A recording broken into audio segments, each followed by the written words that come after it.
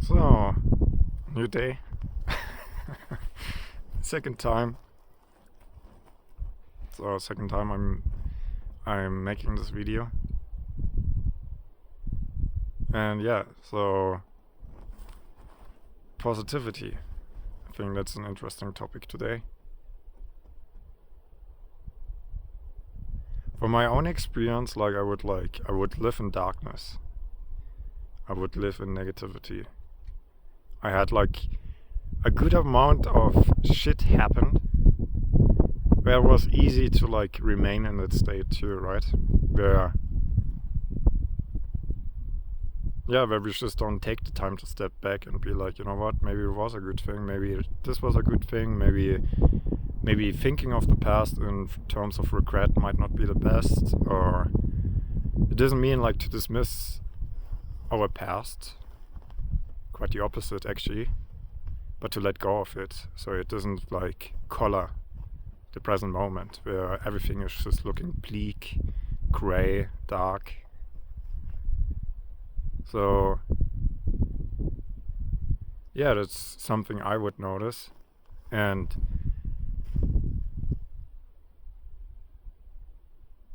resolving also things thoughts of not enough, right? Where stems the not enough from? And that's believing one is unlovable. And where comes that from? Right? How does a child start to believe or internalize that it becomes unlovable? That it's not enough, that it might only get love if it acts in a certain way, if it's only behaves in a certain way, or is something, or does, or is productive, or whatever, right? And then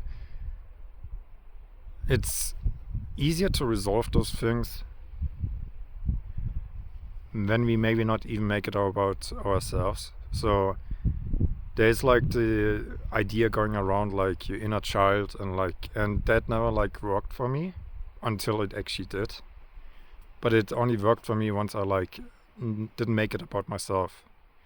But if I would think whether or not a different child experiencing something that I experienced, whether or not that was good parenting or bad parenting. So if that behavior that the child got, it's a lot of asking also into why. So first it starts why are you not good enough? Why? And then you notice because you think you're unlovable. So then you have to look into why do you think you're unlovable? What made love conditional, right? Where were you feeling deprived of love maybe? And then if you don't make it about yourself and you think of a child, any child that would be treated in a similar way that you were treated, and you understand what conditional love means, right? Or what good parenting or maybe not so good parenting looks like. Where you don't make it about yourself. You can make it about yourself in the end once you understand what does bad or good parenting look like. Now, if a different child would perceive the same treatment, is that good or bad parenting? And then once you come to a conclusion to that, then you can say, yeah, well, if anything applies to that child, it applies to you as well, right? To your inner child. But that's one way to integrate or notice aspects to where we think oh, you know what, there was something not right, or that's why we feel a certain way. That's where the feeling also for I'm not enough or something comes from. But it can be anything, even depression, right? The feeling of depression, where was the first time that you felt depressed? Under what circumstances?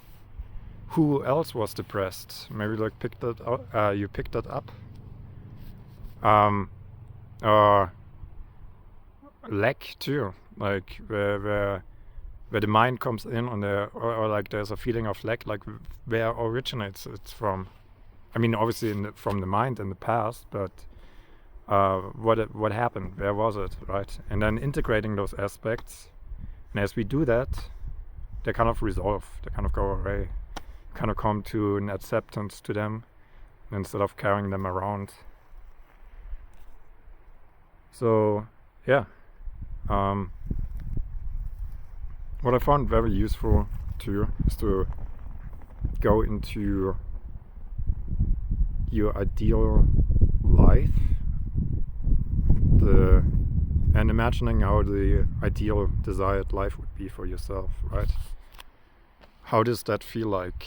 So if you were in that place, what kind of person would that be? How would they feel like? And if you have that as your North Star, if you have that idea of like what your desired life is, how that person would feel, how the person would be, then you have also something to like look back to. So like now you can be that person, and then you notice all that stuff that bubbles up that does not resonate with that desired life or desired person that you want to be, right? I mean, even the clinging to something, where having a desire, that's very interesting. So it's kind of a paradox too, where like we can desire something, and we can have like a desire where we say like, oh, this is nice, this would be nice, and this would make me feel this way. But then when you feel it, it's kind of like also like at the same time like you don't need it. You know, there is no perception of lack. It's not saying like you can't be good right now because you don't have something. But it's a good tool to get yourself in the emotional state of that person. Yeah, and when you're there, like you're already there. It's kind of like, and then you can take actions. Whatever might come up is an inspired action. But you already feel good, and you're realizing you didn't have to actually pursue to already start feeling good. And then when you already feel good, like good things can come back. Worst case, you feel good, right? The worst case scenario, if let's say like you one that doesn't necessarily believe in you attract who you are in that kind of ideas, if you ever even heard of them, but worst case scenario, you lose some past, some negative attachments, some negative thoughts, beliefs, memories that kind of like colored everything dark and gray, where negativity was held instead of like maybe looking at the positive aspect of that negative event, right? Why was it maybe something good? Why was it maybe good for you? So maybe it was like actually good for you, even if it doesn't seem like that right now, or like to that when you're in it, but maybe there is something good about it. So yeah, I mean, those are just some realizations that I make, right? So maybe just talking about my own experiences. Because it can be easy to like just remain in some kind of like blaming, complaining, you know. And the issue with the issue with complaining is like you're starting to shift into victimhood. So then it becomes like, oh, something happened and now I'm a victim. And then bad things can happen. So like you can become a victim to something, but victimhood, making an identity out of it, it's a whole different thing. Where you could even go as far as like maybe you created that.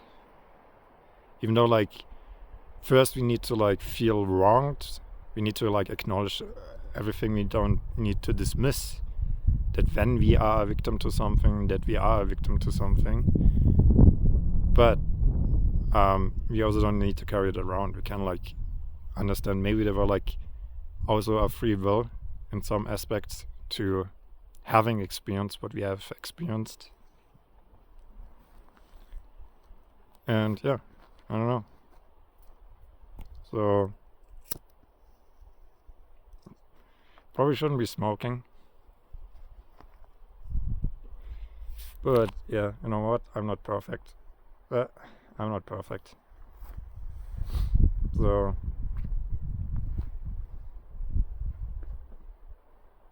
yeah, positivity is very interesting. Very interesting. So like, I see things shifting. I see life move. I feel better.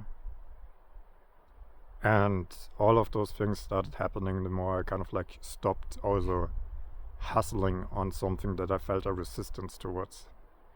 Where I first had to like actually step back and like analyze the resistance. Like, why do I feel so resistant to doing this? Where's the resistance coming from? Why? What? Like, maybe there's some insight in there too, right? Even something to what you would like to experience for yourself, right? But it's the not acknowledgement of that resistance and then just working. Very interestingly, you're working on something in order to not feel resistance towards something and to become free. But in order to become free, you actually have to stop working on that resistance. You have to stop working on that thing that like you feel resistance towards. Take a step back, sit with the feelings, analyze them, breaking them down a little bit, and then like you become free, you know. But it doesn't work to free oneself through working on that thing that we have a resistance towards. Then it's just like perpetual repetition or a cycle where like things just keep repeating itself, right? And nothing changes. Every day is the same. Everything, yeah, you know. So when you operate from that state of mind, right? When you work like, if you don't acknowledge the resistance that you might have and you work on that. And I think that's like workaholic. Like, I would do that a lot. I would have done that. Or I don't know how much I would still do that. But hopefully I'm wiser by now. But yeah, no, that's something that definitely was something in me. Where I would just obsessively work, right? If I don't like need to sit down with my emotions, I would just work on something, even towards something that I felt complete resistance towards. With the idea of what, that if I work on it long enough, I become free or something, or things get better. But that's not how it works. It doesn't really get better like by working on things that we have a resistance towards, but rather actually step back. And then even coming to the point where we say like, you know what is it actually that I would feel good about? I've been working long enough on things that I don't feel good about. What is it actually that I feel good about, you know? What are some things where I can even say like, I love this, or I love that? And the lower you are in a negative state, the more realizations I guess you have, because then like you suddenly like, okay, is there even something at the moment? Know that I'm so negative that what do I love, right? What is it? What do I feel good about? Like if we fall into like living out of resistance, that we actually need to step back again when we have done that long enough to actually kind of look at like, you know what are some points again that I feel good about, that I like, that I enjoy, that I love, and that is practice too, right? So none of those things happen.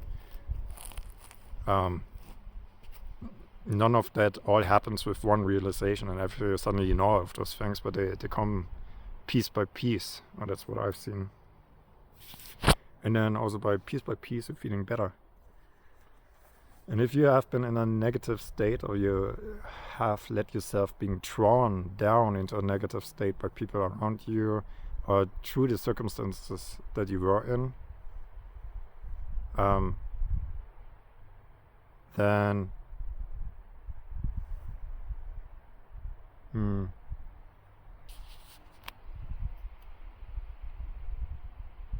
There's just slipped something in my mind right now. It's like two thoughts. Something slipped in my mind.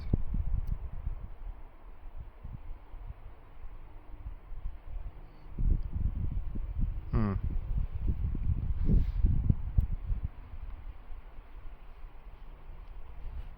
Let me see if I can get back on track.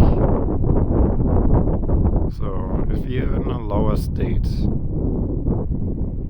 right, so then it can become something again where like we need to work on like actually seeing something positive again, to acknowledge something positive, where we say like, oh, wait a second, there's actually a positive emotion, there's a positive feeling, there's a positive thought, there's a positive dream, there is something to be hopeful about, there's something to have faith for.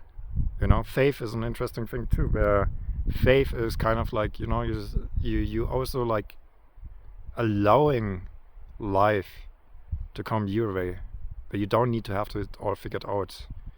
That all figured out, like knowing exactly how things work, how you get to something, that's ego, that's like control, right? And it doesn't really work. Like when we got good things, or when good things happen, like they're oftentimes in ways that we couldn't have imagined it before.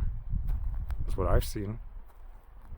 Now I never could I have like known that it would happen that way. So the mind is very limited in how like it can't know. That's the point. It can't really know.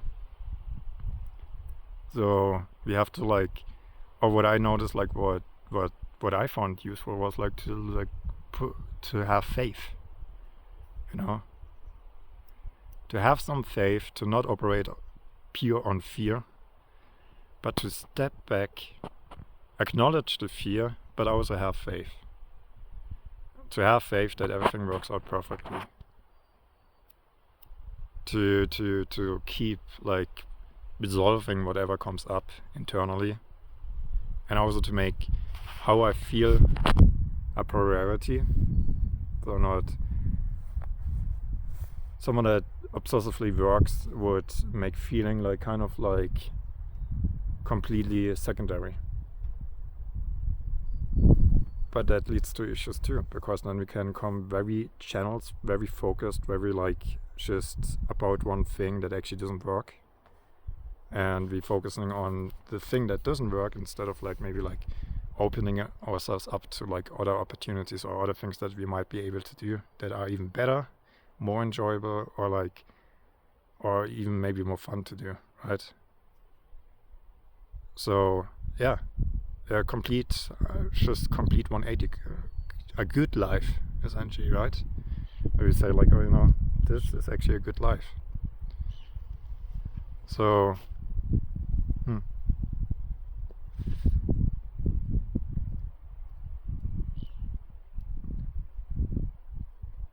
these are just some thoughts I have, I guess. So that I found of value, and maybe you find it of value too, or maybe it resonates. But it's the main thing it starts with is to give up control, or to acknowledge when you feel that things that you're powerless, you're at the mercy of something, and like there are a situation where like yes, and instead of like pretending like you can control everything, to kind of drop that and like first acknowledge like what can you even control? Can you really control the world? Can you really control can you control the world? And then like what can you control? Can you control your mind? Can you control what you put your attention on? Are those maybe aspects that you can actually control instead of like working things that maybe not work? But in order to do that, it takes something. It takes, I don't know if bravery is the right word, but to give up.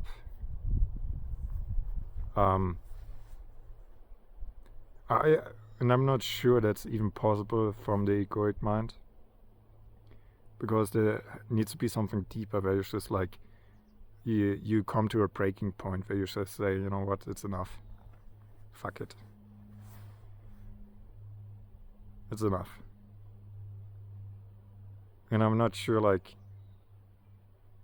if life needs to get oneself first to that place, or if we can consciously put ourselves already in that place.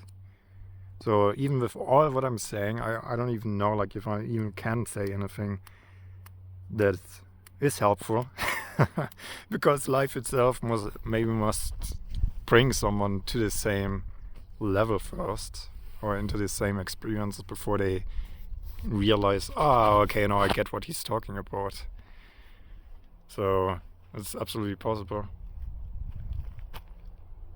But in that regard, then at least whoever I'm talking to might have had the same experiences, and that's why they can talk about these things, right? So who knows? I don't know what my audience really is, or who you are, what your story is, right? I don't really hear much about your stories. I'm just talking in a camera, but I assume that you have a similar story, or similar background, or similar thing. Otherwise you wouldn't be interested in this channel.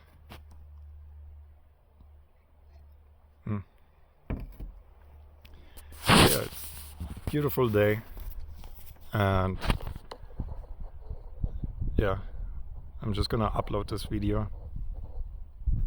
Again, I'm enjoying I'm gonna enjoy the sunshine a little bit more, and see you in the next video.